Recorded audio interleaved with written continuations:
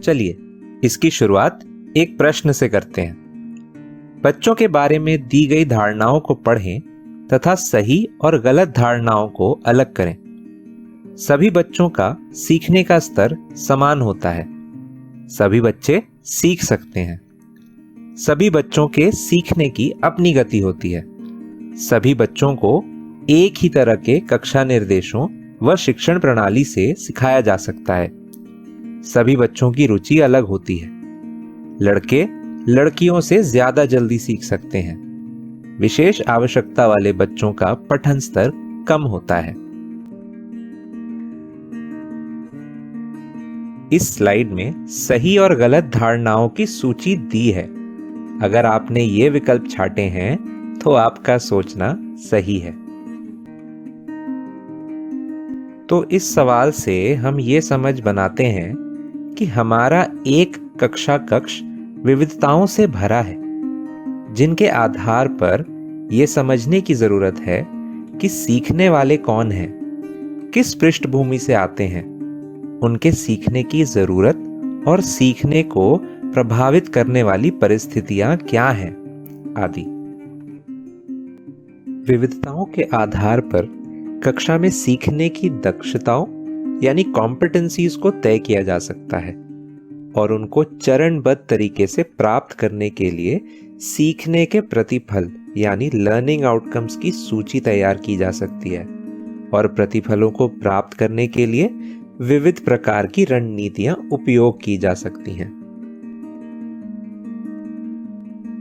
आइए इस शिक्षण प्रणाली के उद्देश्य को समझते हैं। बच्चों में ज्ञान यानी नॉलेज, कौशल यानी कि स्किल, मूल्य यानी वैल्यूज आदि का निर्माण कराने के लिए प्रोत्साहित करना, जिससे कि बच्चा अपने सीखे हुए कौशल को वास्तविक जीवन की परिस्थितियों से जोड़ पाए, यही इस तरह की दक्षता आधारित प्रणाली का मूल उद्देश्य होता है। अब सवाल ये आता है कि हमें पता कैसे चलेगा कि बच्चे ने दक्षता विशेष को प्राप्त कर लिया है। आइए इस पर विचार करें। दक्षता निर्धारित करने के लिए हमें कुछ प्रतिफल यानी संप्राप्ति या पाठ्य चर्चा की अपेक्षाएं तय करनी होंगी, जिन्हें हम अंग्रेजी में लर्निंग आउटकम्स भी कहते हैं। इससे हमें यह पता चल पाएगा कि बच्चे ने दक्षता प्राप्त कर ली है या नहीं। इनको ध्यान में रखकर समय समय पर बच्चे की सीखने की दर, जरूरतें, सीखने के अंतर आदि का भी पता लगाया जा सकता है और प्रतिफल यानी आउटकम्स की प्राप्ति के लिए सीखने सिखाने की रणनीतियों में बदलाव भी किया जा सकता है। आइए एक उदाहरण से समझते हैं कि दक्षता यानी कॉम्पिटेंसी बेस्ड लर्निंग और सीखने के प्रतिफलों यानी लर्निंग आउटकम्स में क्या संबंध है। एक बच्चा वर्गीकरण यानी कैटेगराइजेशन करना जानता है। यहां इस बात का मतलब है कि यह बच्चा किसी भी वस्तु, प्राणी, पदार्थ, पेड़ पौधों का वर्गीकरण अलग अलग आधार पर कर सकता है, जैसे कि रंग, बनावट, आकार, काम आदि। दूसरा बच्चा 4 तरह की वस्तुएं जैसे प्लास्टिक, लोहे, रबड़ और कांच को पहचान सकता है और इन्हें इनके पदार्थ के आधार पर अलग कर सकता है। इस बात का मतलब है कि इस बच्चे ने केवल इन्हीं 4 वस्तुओं को पहचानना और अलग करना सीखा है, उसके अलावा दूसरी वस्तुओं का नहीं। तो पहला उदाहरण दक्षता यानी कॉम्पिटेंसी को दर्शाता है और दूसरा उदाहरण प्रतिफल यानी आउटकम्स को दिखाता है, क्योंकि इस प्रतिफल की जांच से पता चलता है कि दूसरा बच्चा अभी वस्तुओं के वर्गीकरण की दक्षता में इस स्तर पर है कि वह केवल 4 तरह की वस्तुओं की पहचान कर सकता है। यह बच्चा सभी तरह की वस्तुओं की पहचान कर ले, उनको अलग करना सीख जाए, यह एक मुख्य दक्षता होगी, जिसको प्राप्त करने के लिए अलग अलग तरह की रणनीतियां अपनाई जा सकती हैं और छोटे छोटे प्रतिफल निर्धारित किए जा सकते हैं, जिन पर चरणबद्ध यानी स्टेप बाय स्टेप काम किया जा सकता है और इन्हीं प्रतिफलों के आधार पर ही दक्षता प्राप्ति की पुष्टि करने के लिए आकलन भी किया जा सकता है। तो हम इस चर्चा से जिस निष्कर्ष पर पहुंचे हैं, आइए एक बार इस स्लाइड पर नजर डालते हैं। बच्चों में इस दक्षता को सुनिश्चित करने के लिए प्रत्येक स्तर पर अलग अलग तरह की रणनीति बना सकते हैं। एक दक्षता के अलग अलग प्रतिफल हो सकते हैं। बच्चे के पठन स्तर को जांचने के लिए समय समय पर इन प्रतिफलों के आधार पर आकलन कर सकते हैं। प्रतिफल की प्राप्ति यह परिणाम है कि बच्चे ने दक्षता विशेष को हासिल कर लिया है। अब सवाल यह है कि क्या सीखने के प्रतिफल पाठ्य पुस्तक आधारित होते हैं? आइए इसे एक उदाहरण से समझते हैं।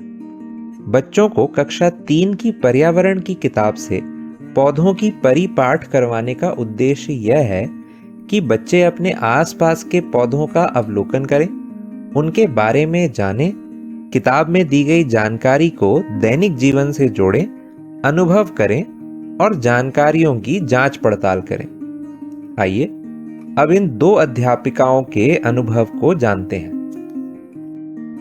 हाँ, प्रतिफल पाठ्यपुस्तक आधारित होते हैं, क्योंकि पाठ्यपुस्तकों को भी तो दक्षताओं को ध्यान में रखकर बनाया जाता है। तो अगर मैं पाठ के सारे प्रश्न उत्तर और अभ्यास करवा दूंगी तो पाठ के सारे प्रतिफल प्राप्त हो जाएंगे और सालाना परीक्षा में बच्चों का पठन स्तर भी बढ़ा हुआ दिखेगा। नहीं, पाठ्यपुस्तक केवल एक संदर्भ सामग्री के रूप में काम करती है।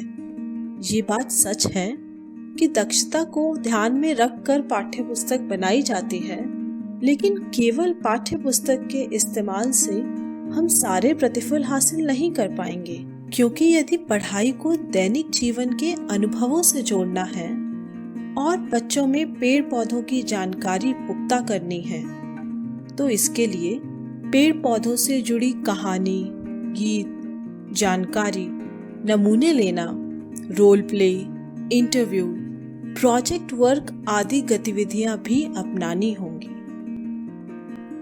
तो आप किस बात से सहमत हैं? सोचिए। जैसा हम इस पर बात कर चुके हैं, दक्षता अलग अलग तरीकों, माध्यमों, अनुभवों से मिलकर प्राप्त की जा सकती है।